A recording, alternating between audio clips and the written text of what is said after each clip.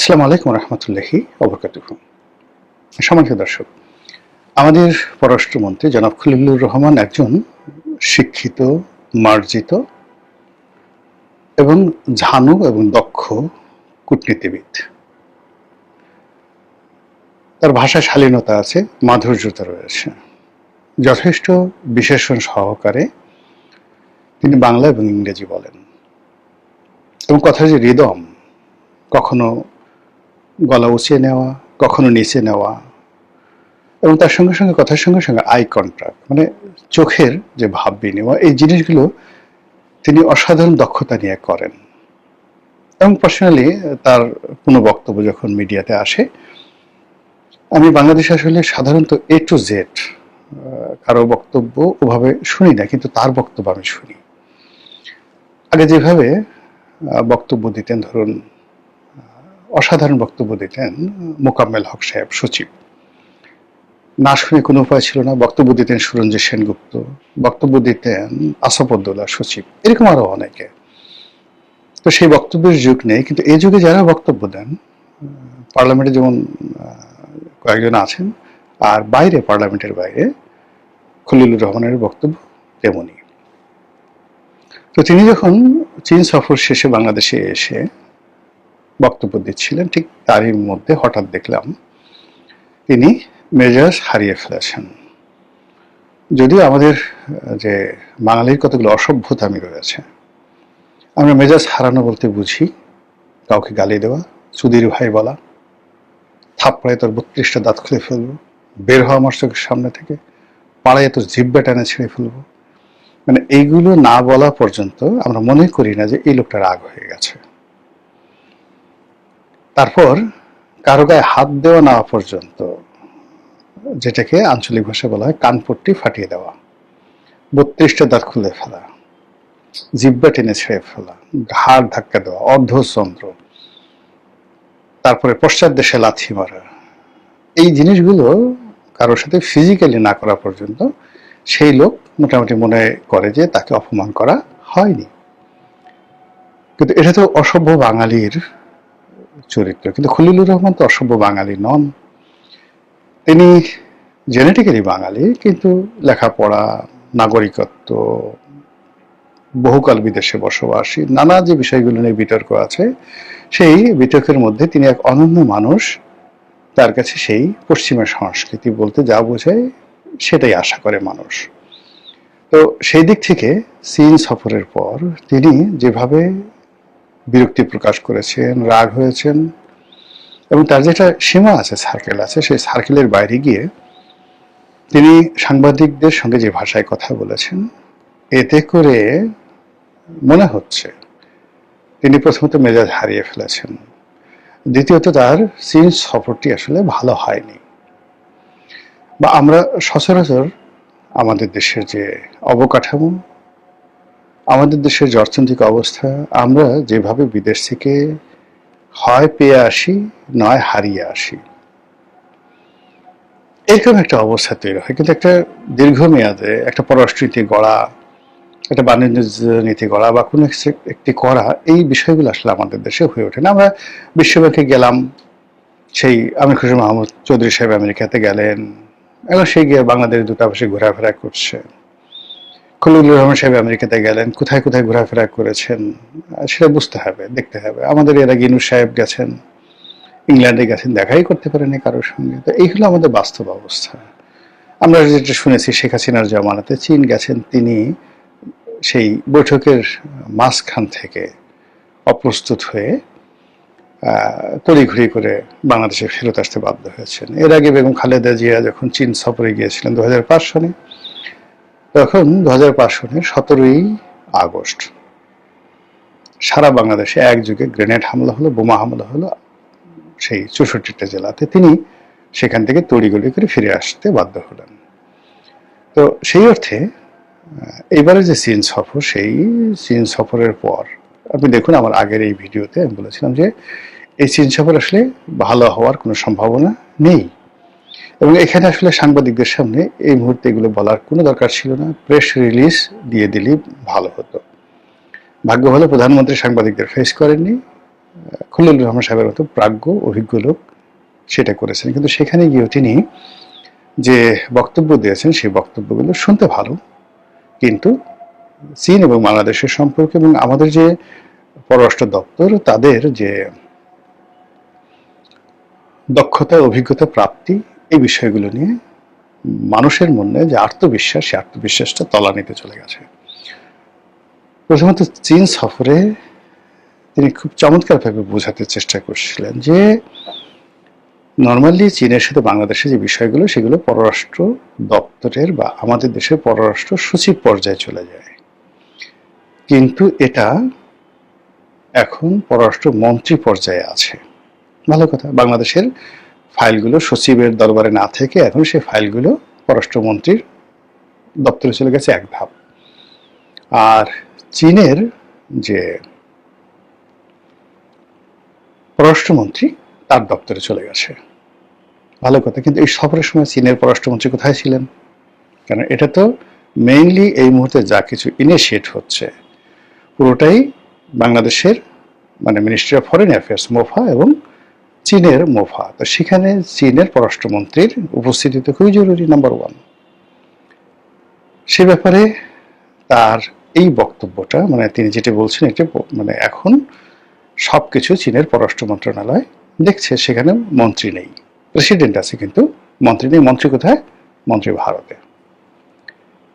দ্বিতীয়ত তিনি বোঝানোর চেষ্টা করছেন যে চীন আর আমাদের মধ্যে পার্থক্য কতটুকু। আমাদের আনুমানিক জিডিপি মানে অনলি 500 বা $550 বিলিয়ন, আর সেখানে চীনের যে GDP trillion trillion trillion dollar, তাদের যে বাজেটে উদ্বৃত্ত সেটাই কয়েক ট্রিলিয়ন ডলার। এটা এই সমসাময়িক পৃথিবীতে কল্পনাই করা যায় না। উনি যেটা বললেন যে এইরকম অর্থনীতি যিনি মেনটেন করেন তিনি সে দেশের অর্থমন্ত্রী, সে দেশের সেন্ট্রাল ব্যাংকের গভর্নর এবং যিনি সর্বেসর্বা তিনি হলেন চীনের প্রেসিডেন্ট শি জিনপি। তো মিস্টার শি জিনপি তিনি তার পরিষদবর্গকে নিয়ে এই যে এত বড় একটা বিরাট বৈঠক করলেন, ইট মিনস আপনাকে বুঝতে হবে যে আমাদের সক্ষমতা কোন পর্যায়ে, আমাদেরকে কোন পর্যায়ে ট্রিট করছেন। আরে ভাই, আমরা তো এখন আর সেই তলাবিহীন ঝুড়ি নেই। এখন আমার বক্তব্য হলো জনাব খলিলুর রহমান, তলাবিহীন ঝুড়ি মানে একটা ঝুড়ি আপনার আছে, তলা নাই, কিন্তু এই মুহূর্তে আপনার কি ঝুড়ি আছে? তলা তো দূরের কথা। মাই কোশ্চেন ইজ দ্যাট আপনার যেটা ঝুড়ি আছে, একটা বাস্কেট আছে, হোয়ার ইজ দ্য বাস্কেট? যেখানে আইএমএফ 3টি কিস্তি আওয়ামী লীগ জমানাতে দিল, স্বৈরাচার ফ্যাসিস্ট। ইউনূস জমানাতে 2 বছর আইএমএফ কিস্তি দিল না, তারা বলল নির্বাচিত সরকার আসলো। নির্বাচিত সরকার আসার পর তারা নেগোশিয়েট করবে, নির্বাচিত সরকার চেষ্টা করলো, তারা পুরো ঋণ চুক্তি আওয়ামী লীগ জমানাতে যে ঋণ চুক্তিটা হলো সেই ঋণ চুক্তিটা বাতিল করে বলল নতুন করে অ্যাপ্লাই করো। এর মধ্যে ঝুড়িটা কোথায় বলেন? গত 18 মাসে বাংলাদেশে যে দুর্নীতি হয়েছে, আওয়ামী লীগ সরকারের সাথে কয়েক গুণ বেশি দুর্নীতি হয়েছে 2025 সনে। এটা টিআইবি রিপোর্ট। আর সুইস ব্যাংকে বিগত দিনগুলোর চাইতে, অর্থাৎ যদি আপনি ধরেন 2024 অথবা ধরুন 2023, এই সময়টাতে বাঙালিদের যে ট্রানজ্যাকশন ছিল, স্থিতি ছিল, আমানত ছিল, তার চেয়ে 41% বেড়ে গেছে। আচ্ছা বলেন তো, ডক্টর মোহাম্মদ ইউনূস এবং তার যারা লোকজন এরা কয়জন ছিল? আসিফ নজরুল, রেজওয়ানা, তারপর অন্যান্য যে সমস্ত ফজল কবির খান, এসব মিলে কয়জন লোক? কিন্তু সারা বাংলাদেশের পথে ঘাটের মাঠের যা কিছু নিয়ন্ত্রণ, এর 90% ছিল বিএনপির হাতে, তারপর হয়তো 8% ছিল যাকে বলা হয় জামাতের হাতে, 2% চ্যাংড়া পোলাপানের হাতে। এই মানুষগুলো এই যে টাকা পাচার করে পুরো বাংলাদেশকে যে ফোকলা করে দিল, এর দায় দায়িত্ব কি পুরোটা ইউনূসের? এই দায় দায়িত্ব যেভাবেই বলেন না কেন, যদি ইউনূসের দায়িত্ব হয়, খলিলুর রহমান সাহেব তার দায় এড়াতে পারেন না। যদি জামাতের হয় আর বিএনপির হয়, তাহলে তো তাকে এর জবাবদিহি করতে হবে। আর এই কারণে, এই ফোকলার কারণে যদি মেনশন করে সরকারের সক্ষমতা নিয়ে, সততা নিয়ে, অনেস্টি নিয়ে, বিশ্ব ব্যাংক, টিআইবি, এই যে টোটাল গ্রুপগুলো যদি এই কাজগুলো করে থাকে, তাহলে আমার যে তলাবিহীন ঝুড়ি, বটমবিহীন বাস্কেট, বটমলেস বাস্কেট, বটম আমার দরকার না, আমার ঝুড়িটা দেন আপাতত। ঝুড়িটা বটম দরকার হলে আমি কাপড় দিয়ে তৈরি করে নেব, আগে আমার ঝুড়িটা দেন। ঝুড়িটা কই? তৃতীয় উনি একটা কথা বলছেন, যে সাংবাদিকদের বলছেন যে ভাই এইভাবে প্রশ্ন করেন না, আত্মসম্মানে লাগে, বোঝার চেষ্টা করেন আমরা কোথায় আছি। তারপর উনি বললেন যে এটা একটা গণতান্ত্রিক সরকার, এই গণতান্ত্রিক সরকারের যে অবস্থা, জনগণের দ্বারা নির্বাচিত সরকার, তাকে বুঝতে হবে। ভাই খলিলুর রহমান, তা তো সুন্দর করে বুঝলাম, তো আপনি যে গণতান্ত্রিকভাবে নির্বাচিত সরকারের যে বড়াই করলেন, সেক্ষেত্রে you yourself is not elected by the people, of the people, for the people.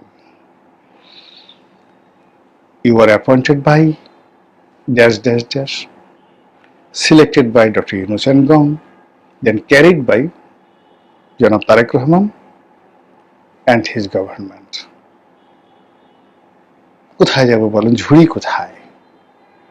এখন ওই যে সাংবাদিক, আমাদের ওখানে যারা আমাদের দেশে সংবাদপত্রে আসে, অনেকে মালিকের পারপাস সার্ভ করে, অনেকে দলের পারপাস সার্ভ করে, ঠিক ওইভাবে ব্যাকবোনওয়ালা যারা লোকজন আছে, ওইরকম লোকের সংখ্যা খুব কম। কিন্তু এই প্রশ্নটা আপনি যেভাবে কথা বলেছেন, এটা যদি নুরুল কবির সাহেবকে করতেন এই প্রশ্ন, তাহলে সে আপনাকে কি প্রশ্ন করতে আপনি কল্পনাও করতে পারতেন না, not even out of your imagination.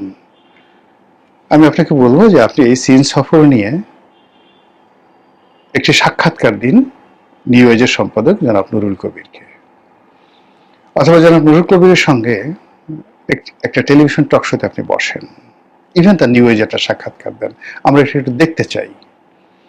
তাহলে আপনার গণতান্ত্রিক শক্তি এবং আপনি চীনে কি করে এসছেন সেটা এবং উত্তরগুলো আমরা জানতে পারব। তো এই যে জিনিসগুলো হচ্ছে, এই জিনিসগুলো হচ্ছে আপনারা যারা সরকারের এই পররাষ্ট্র মন্ত্রণালয়ে আসছেন, আপনি আছেন, হুমায়ুন কবির সাহেব আছেন, শামা ওয়ায়েদ ম্যাডাম আছেন, তিনজনই আছেন। এখন এত বড় 18 কোটি মানুষের দেশ, এর যে একটা পলিটিক্যাল ইকোনমি আছে, এর যে একটা পলিটিক্যাল স্থিতি আছে, এর যে বাস্তব কতগুলো সমস্যা আছে, এই সমস্যাগুলো কূটনীতির কোনো ভাষা দিয়ে, থিওরি দিয়ে, তারপরে অন্য কোনো মানে যাকে বলা হয় আইডিওলজি দিয়ে, মিষ্টি মিষ্টি কথা দিয়ে এটা পূর্ণ হবে না। এই মুহূর্তে মানুষের মধ্যে যে বেদনা আছে, যে কষ্ট আছে, সেগুলো ওন করতে হবে আগে। সেই ওনের যে জিনিসটি, এটি যদি আপনি সরকারের পক্ষে রিপ্রেজেন্ট করতে না পারেন, তাহলে এই যে একটা বিব্রতকর পরিস্থিতি, আপনার কি দরকার ছিল সংবাদ সম্মেলন করার? ওখানে আপনি কি পেয়ে আসছেন, কি পেতে যাচ্ছেন, এটা আপনার সে তো কেউ আর ভালো জানেন না। আপনি বলতে আসছেন যে কথাগুলো, সেটা আমাদের দেশে এখন মানে কি আছে, হে ক্ষুদিত বন্ধু মোর তৃষিত জলধি, এত জল বুকে তবু নাহি তৃষ্ণার অবধি। এখন ক্ষুদিত বন্ধু, বাংলাদেশ ক্ষুধা এবং যন্ত্রণার মধ্যে আছে, বাংলাদেশ বেকার সমস্যার মধ্যে আছে, পুরো সমাজটা আনস্টেবল হয়ে আছে। সেখানে আপনি রোড অ্যান্ড বেল্ট ইনিশিয়েটিভ চীন নিচ্ছে, ওটার জন্য আপনি 5 বছর অপেক্ষা করবেন। আপনি চীনের সঙ্গে বাংলাদেশের যে ব্যবসা হচ্ছে কতটুকু জানেন? চীনের কোন কোন বন্দর থেকে কোন কোন পণ্য বাংলাদেশ থেকে আসে? সাংহাই থেকে চিটাগং ভাড়া কত, ট্রানজিট টাইম কত, দালিয়ান থেকে কত, কিংদাও থেকে কত, গুয়াংজো থেকে কত, শেনজেনের যে পোর্টগুলো আছে, শেনজেন যেখানে বেশি আছে, শেনজেন সেই পোর্টের কত, নানজিং থেকে কত আসে, নানটং থেকে কত আসে, নিংবো থেকে কত ভাড়া হয়, কয়দিন লাগে। এখন চট্টগ্রামের সাথে যে চীনের ডাইরেক্ট জাহাজ যোগাযোগ আছে, আপনি সেটা কি জানেন? আপনি মানুষজনকে বুঝাচ্ছেন যে চীন থেকে জাহাজে চলে আসবে মায়ানমার, মায়ানমার থেকে আমরা রোডে করে বাংলাদেশে আনব। একজন ব্যবসায়ী হিসেবে এর চাইতে যাকে বলবো হয় অবাস্তব আর লৌকিক ভাষায় যদি বলি গাঁজাখড়ি গল্প হতে পারে না। আপনি কি জানেন যে এই যে চীনের যে বন্দরগুলো থেকে জাহাজ আসে, এই আপনি মায়ানমারের যে পোর্টগুলোর কথা বললেন, আবার সেই পোর্ট এটার উচ্চারণ কে দিয়ে করতে হবে সেটাও আপনি সুন্দরভাবে বুঝিয়ে দিলেন। আচ্ছা, আপনাকে আমি প্রশ্ন করি, আচ্ছা আপনি বলেন তো ওখানে রেগুলার পার উইক কয়টা জাহাজ সেল হয়, এবং সেই জাহাজগুলো চায়নার কোন কোন বন্দর থেকে আসে, আর আমাদের পণ্যগুলো চায়নার কোন কোন বন্দর থেকে আসে? বাই রোডে আমাদের কোন কোন বন্দরে থেকে একটা ট্রাক যদি আমি আরাকান থেকে এনে চট্টগ্রাম পর্যন্ত আনি, ঢাকা পর্যন্ত, আমার ভাড়া কত লাগছে? আপনি জানেন একটা 20 ফিট কন্টেনার 20 টন মাত্র $800 ভাড়া, $800 ভাড়া সাংহাই থেকে চিটাগং পর্যন্ত। $800 ভাড়া, আর আপনি যদি মায়ানমার থেকে একটা ট্রাক 20 টন লাগবে না, মাত্র আপনি 10 টনের একটা ট্রাক যদি আপনি ভাড়া করেন চিটাগং পর্যন্ত, ঢাকা পর্যন্ত আসতে আপনার $800 বেশি খরচ যাবে। আপনাকে এই বক্তব্য কে দিতে বলেছে, কে শিখতে বলেছে? এই দেশের লোক তো এখনো চদু নেই। আমরা যারা ব্যবসা করি এই শহরে, আমরা কখনো আমেরিকার টাকা নেইনি, কখনো বিএনপির লোকদের গালাগালি খেয়ে একটা চাকরির জন্য নির্লজ্জ হয়ে বিএনপির পিছনে ঘুরিনি। আমরা সেই চাকরির, অপমানজনক চাকরির টাকা দিয়ে কোটটাই করে ঘুরিনি।